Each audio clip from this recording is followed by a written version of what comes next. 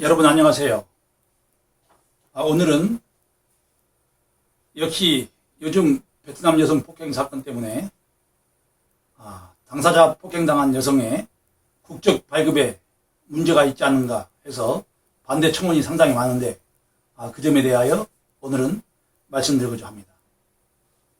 이거를 보시고 또 영상을 보시는 회원 여러분, 요새 한국 남편이 베트남 아내를 어린 아기나 빼서 일방적으로 폭행한 사건과 관련해서 한국 남편의 전처라고 주장하는 한국 여성이 등장하여 새로운 이슈가 되고 있습니다.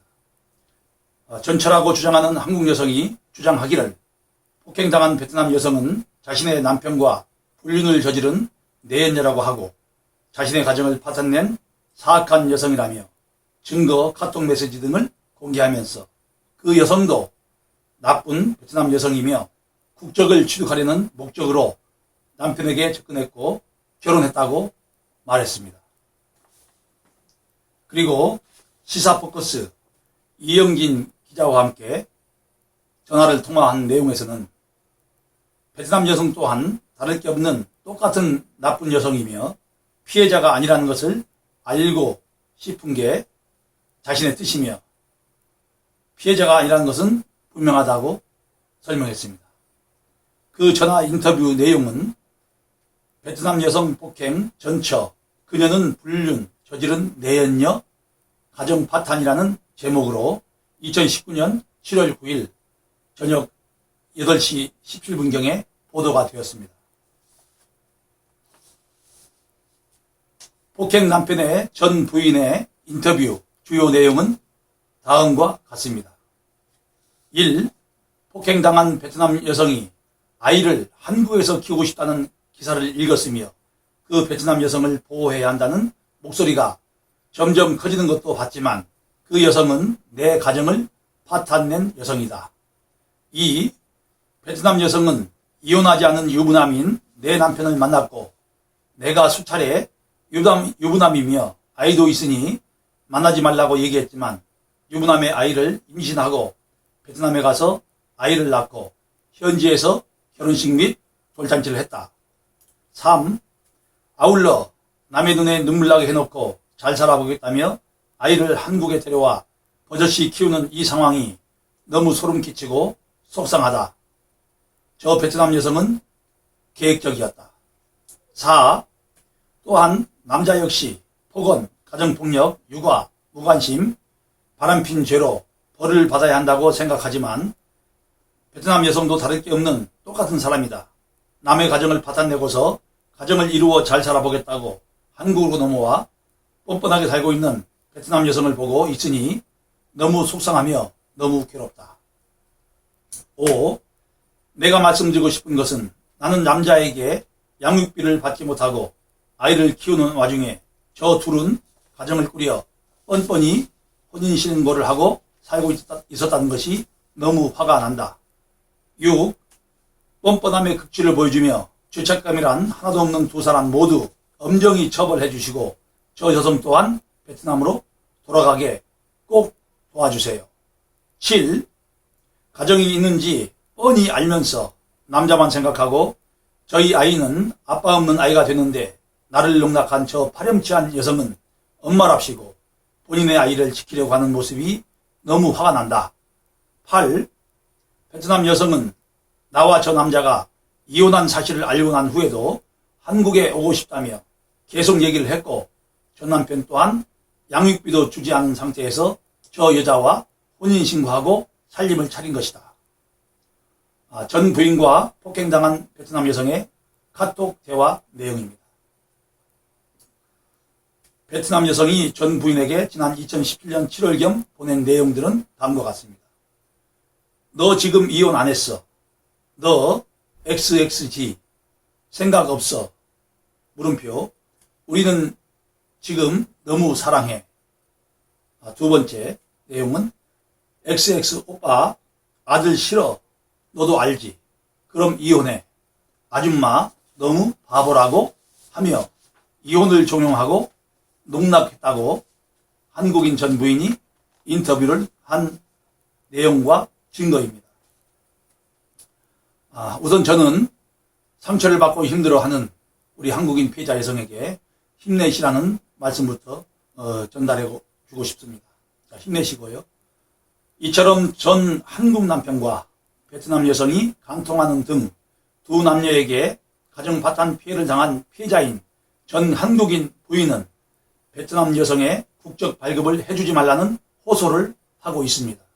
또한 전 한국인 부인의 글을 보고서 현재 많은 분들이 폭행당한 베트남 여성에게 국적을 주어서는 안 된다며 청와대에 베트남 여성 폭행 사건에 베트남 여성의 한국 국적을 주지 말아 주세요 라고 하는 제목의 국민 청원을 하였습니다. 2019년 7월 10일 오후 3시 31분경 참여 인원은 무려 16,213명이 동의를 하였습니다. 반면에 같은 시각 결혼 이주 여성 인권 및 권리를 찾아주십시오 라는 제목의 2019년 7월 8일 게시한 청원에는 참여 인원이 2,774명에 불과합니다. 국적을 주지 말라는 청원보다 무려 이틀이나 빨리 게시를 하였음에도 베트남 여성 편에서 동의를 하는 국민이 상당히 저조한 상황을 알 수가 있습니다. 이 상황은 국민들이 베트남 폭행당한 여성을 싫어해서 동의를 하지 않는다고 보기보다는 한국인 여성이 베트남 여성에 의하여 가정 파탄을 겪는 고통과 그만큼 국제결혼 피해를 당한 한국인들이 많다고 하는 인식이 국민들의 정서 속으로 파고들어서가 아니겠는가 하고 저는 개인적인 판단을 하고 있습니다. 그리고 모든 국민들이 한결같이 베트남 아내에게 폭력을 자행한 한국 남성의 처벌을 원하고 있는 것을 보면은 국민들의 정의감은 공정하고 분명하다고 할 수가 있습니다. 이제 결론을 말씀드리겠습니다.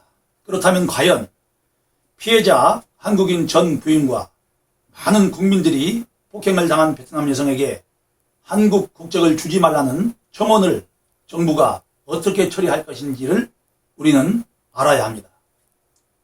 우선 SBS 취재 파일 속상해서 눈물이 떨어졌어요. 무차별 폭행이라는 제목으로 2019년 7월 11일 방송된 내용 중에 일부를 살펴보겠습니다. 폭행당한 베트남 여성의 지인이 인터뷰한 내용입니다. 2달 전 베트남에서 만난 두 사람. 폭행당한 베트남 여성과 여성의 친구가 만난 내용이며 SBS 방송국에서 베트남까지 가서 취재한 내용입니다. SBS 기자. 베트남의 최대 도시 호치민에서 차로 한참을 더 달려야 닿을 수 있는 작은 도시. 지난 4일 전남 영암에서 벌어진 폭행 사건의 피해자 베트남 출신 여성 A씨가 살던 곳입니다. A씨는 폭행당한 베트남 여성이며 B씨는 A씨의 여자친구입니다. SBS 기자. SBS 취재진이 만난 지인 B씨도 A씨와 고향이 같습니다. 지난 5월 한국 출국을 한 달 앞두고 있던 A씨는 지난 지인 B씨가 베트남에 왔다는 소식을 듣고 연락해서 만났습니다. B씨는 A씨를 자신의 집으로 초대해 다과를 함께 했다며 기억을 또 올렸습니다. B씨의 답변. A씨가 혼인 비자가 나왔다고 6월 15일에 아이와 함께 한국에 간다고 하더라고요. SBS 기자. A씨는 지난 2012년 23살의 나이에 처음으로 한국에 왔습니다. 전남 영암군에 있는 산업단지에서 일을 하며 지냈는데 몇 년 뒤 근처에서 일을 하던 지금의 폭행 남편 김모 씨를 처음 만난 것도 그곳이었습니다. 둘은 이내 함께 살게 됐고 아이를 갖게 됐습니다. 하지만 A씨는 얼마 안 돼 베트남으로의 귀국을 결심합니다. B씨의 답변입니다. 임신했을 때 스트레스를 많이 받아서 우울증이 걸렸대요. 우울증이 아이한테는 안 좋은 영향을 미쳤다고 하더라고요. SBS 기자가 말합니다. 당시 A씨가 임신을 한 것을 김씨가 못마땅해 했던 것으로 보입니다. 실제 A씨는 베트남 언론과의 인터뷰에서 남편이 당시 낙태를 강요했고 이를 피해 베트남으로 귀국했다고 말한 바 있습니다. 하지만 A씨는 그대로 계속 베트남에 있을 생각은 아니었던 것 같습니다. B씨의 답변입니다. 임신 당시에 우울증 때문인지 아이가 말을 잘 안 했대요. 그래서 한국은 사회복지가 잘 되어 있으니까 아이가 좋은 환경에서 잘 클 수 있을 거라고 생각했대요. 자, 이 내용을 보면 A씨가 2012년 23살의 나이로 처음으로 한국에 왔다고 했고 전남 영암군에 있는 산업단지에서 일을 했다고 하였습니다. 과연 그 당시 A씨는 한국에 합법적인 연수생으로 왔는지 또는 또 다른 한국 남성과 결혼을 하여 결혼 배우자의 자격으로 입국했는지 그리고 혹시 당시 지금의 폭행 남편 김씨를 만나기 전에 이미 불법 체류자는 아니었는지가 확인이 안 되고 있습니다. 만약에 2012년 당시에 합법적인 연수생으로 왔으나 체류기간이 만료가 되었음에도 출국하지 않고 또는 또 다른 한국 남성과 결혼을 하여 배우자의 자격으로 입국했으나 가출을 하여 또는 이혼을 하여 불법 체류를 했거나 상관이 없이 불법 체류자 신세였다면 A씨는 체류 연장을 위하여 수법으로 지금의 폭행 남편을 만나 임신도 하고 출산도 하려고 할 수가 있습니다. 물론 추측입니다. 그래서 A씨와 그 당시 함께 일을 하도록 도와주었던 동료들이나 또는 함께 일을 하거나 이 사실을 알고 있는 양심 있는 A씨의 베트남 친구들이나 주변에 계시면 저에게 또는 각 방송국과 신문사에 연락을 주시기를 바랍니다. 또한 당시 A씨와 국제 결혼한 한국 남성이 있다면 역시 연락을 주시기 바랍니다. 그리고 한국인 전 부인 피해자 여성분도 저의 영상이나 글을 보시면 연락을 주시면 고맙겠습니다. 이 사건을 서로가 만나서 잘 해결하기 위한 만남이 되겠습니다. 만약 그 당시 A씨가 불법 체류를 했다면 지금 국적 취득을 하기가 상당히 어려울 수가 있습니다. 하지만 한국인 전 부인의 억울한 상황 속에도 불구하고 A씨는 임신과 출산까지 하고 한국 남편 김씨와 법률은 혼인신고까지 했습니다. 자국민이 아닌 외국인과는 사실혼 관계는 인정하지 않는 한국법의 실정은 분명합니다. 그러나 인도적인 차원의 출산과 양육은 역시 한국에서 인정될 수도 있습니다. 이것이 이제 국적 취득의 어떤 상황을 아마 판단하는 데 결정적일 수가 있을 것입니다. 결론을 정리해 드리면 폭행 피해자 베트남 여성이 한국 국적을 빠르게 또는 다음 국적법 6조 1호와 2호 항목에 비춰 볼 때 혼인기간을 충족하고도 취득할 수가 있다, 없다의 100%의 결정은 저는 판정을 하지 못하겠습니다. 여러분도 다음의 내용을 보시고 저의 판정 보류에 그 이유를 판단하여 주시기 바랍니다. 1.